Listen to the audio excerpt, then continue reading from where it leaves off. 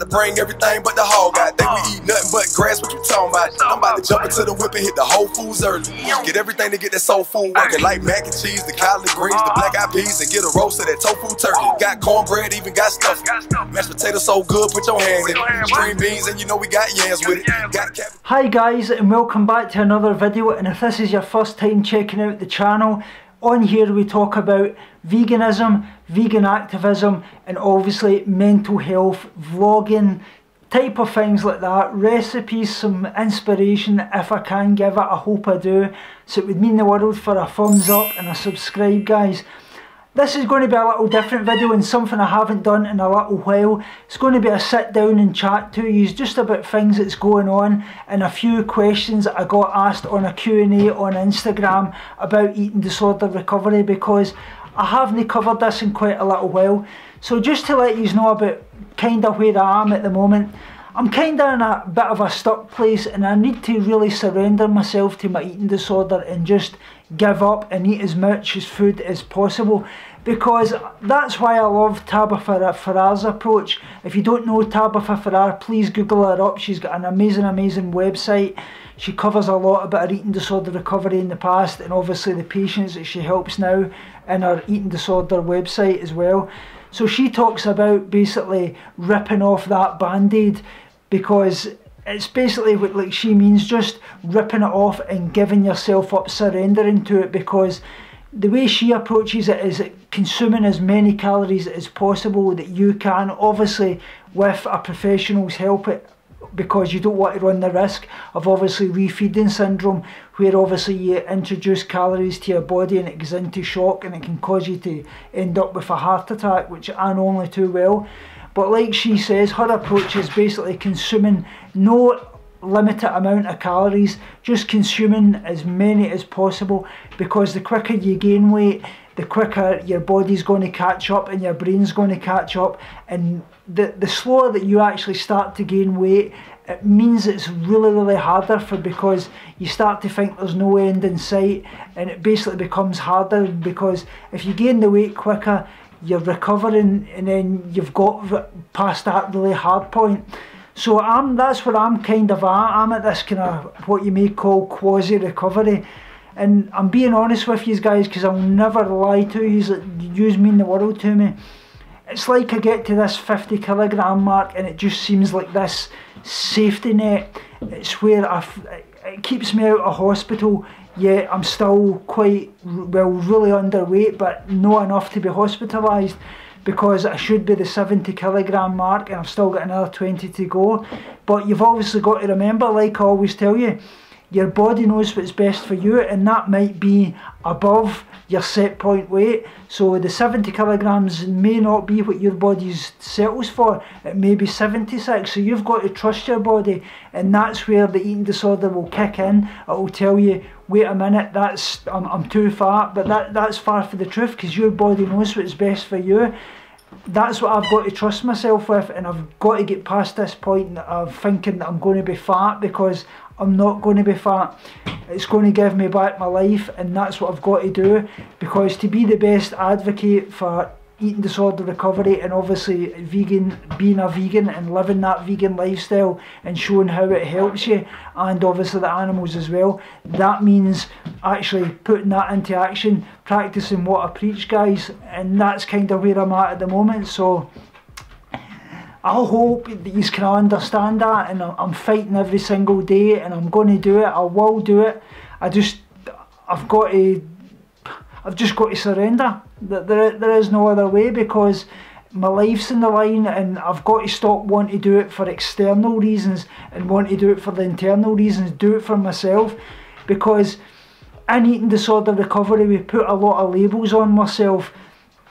Especially that label of being an eating disorder recovery can actually become your identity. And it's kind of like my eating disorder therapist told me the other day. She was worrying that I was transferring my obsessive compulsive disorder to the eating disorder now into being this vegan activist, because I've got to do absolutely everything. And yeah, I want to do everything because I want to do it for the animals, but at the same time I've got to start looking to myself and saying, I can't expect to do everything every single week. I've got to start prioritising things and prioritising my health, because I can't help anybody until I help myself first. And that's the same for all you guys out there. That's what I want to put out to you. You've got to help yourself first before you can help anybody else. So I've got a few questions here that I would like to actually answer. The first one is from MegFred67, who's an absolute dear friend on Instagram. Please go and check her out. She says, how to combat guilty feelings after meals. That is a good one. So combating guilty feelings after meals, the best way to do it is find a distraction, because your eating disorder is going to throw absolutely everything at you, telling you need to make yourself sick, or telling you need to exercise, or you've got to go weigh yourself. Everything at all, you're going to become fat just because you've ate this meal. So the best way to do that is find a distraction, whether that be doing some art therapy, colouring in, anything like that.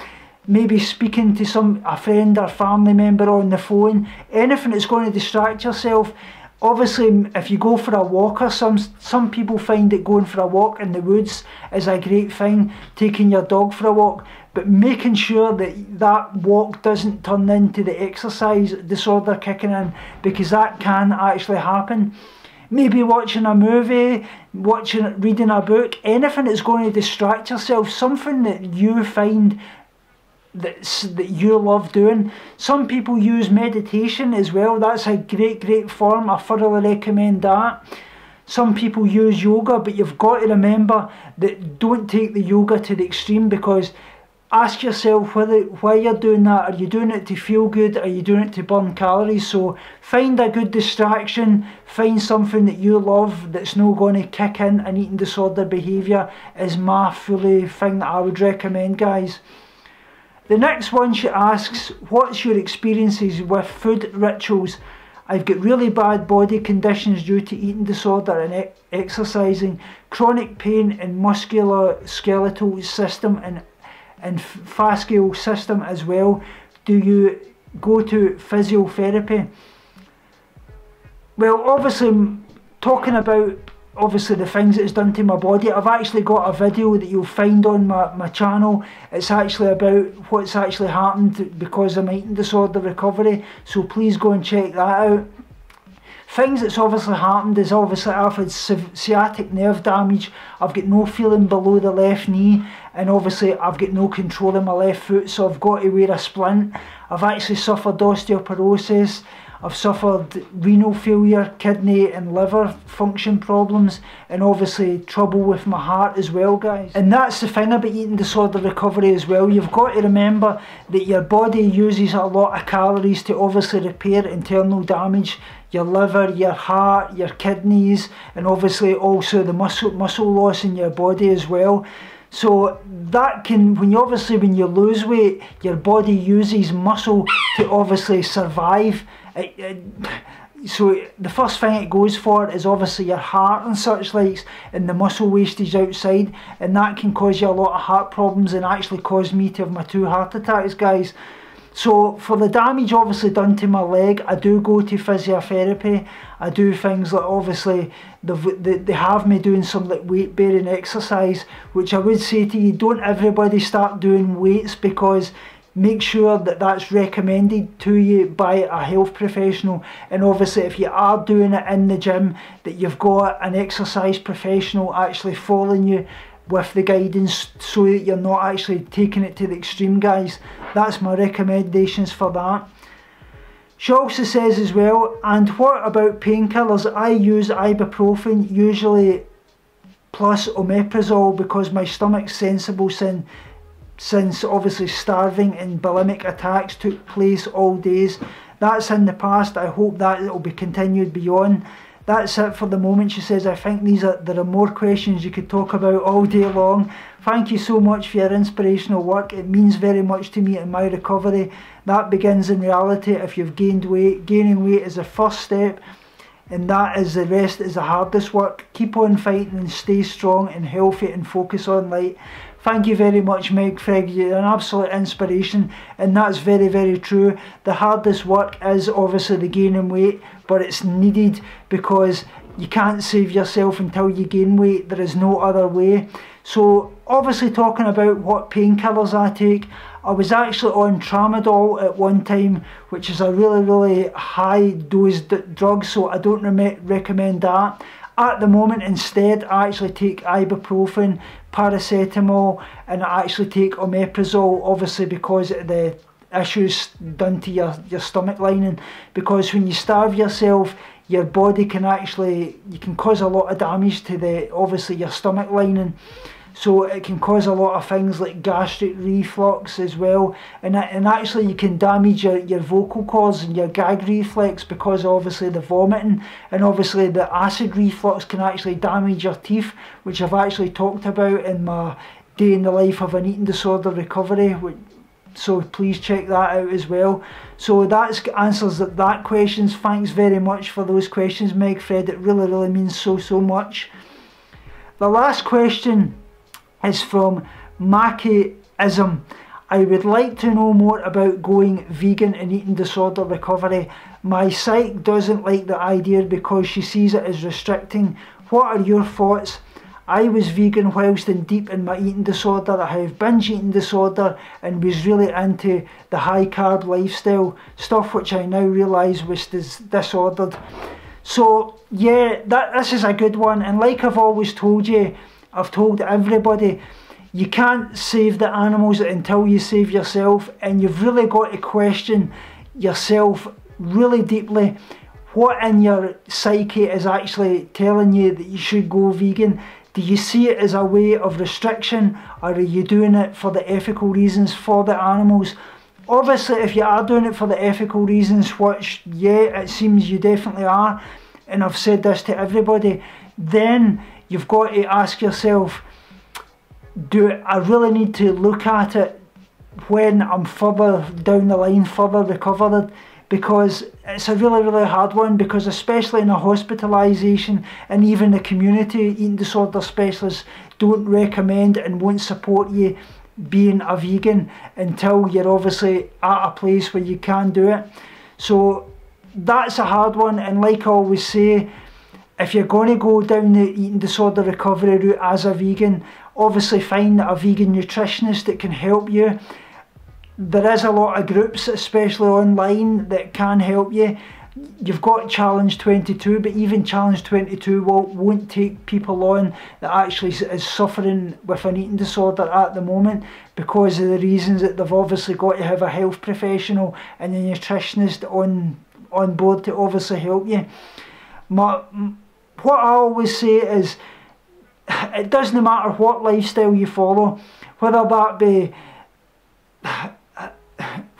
the US standard diet or whether that be the vegan lifestyle, you've got to get over what actually is making you use food as a coping skill. So working on that first and foremost, and then taking it from there, because it doesn't matter what lifestyle you follow, as long as those issues in your head are there, you'll restrict no matter what. If you were restricting when you were in a US standard diet, you'll still do that being vegan. So getting over that first and foremost, and then doing it for the right reasons. No restrictions whatsoever. Don't follow high carb lifestyle or 80-10-10 or raw till 4 and such likes. Getting in the same things that you had in a US standard diet, now veganised. So whether enjoying everything in abundance and making no fear foods whatsoever. Being vegan actually took over my fear foods. I was never, every fear food that I had before, such as chocolate, pizza, chips, everything like that, I overcame. So that's where you've got to work on, incorporating the things you originally ate before in a US standard diet, now veganised. Pizza, cakes, everything, not putting any restrictions on yourself, and then getting yourself to a healthy place, and then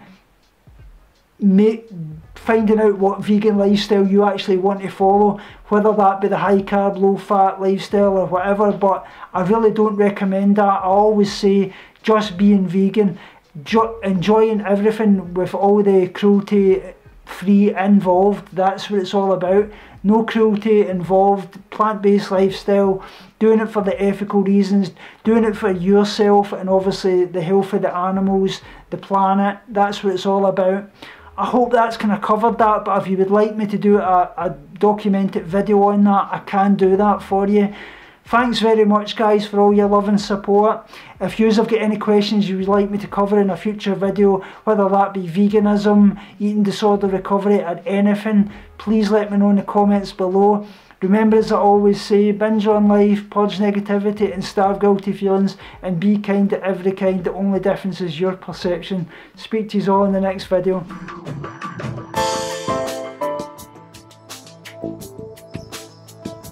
Binge on life, purge negativity and starve guilty feelings.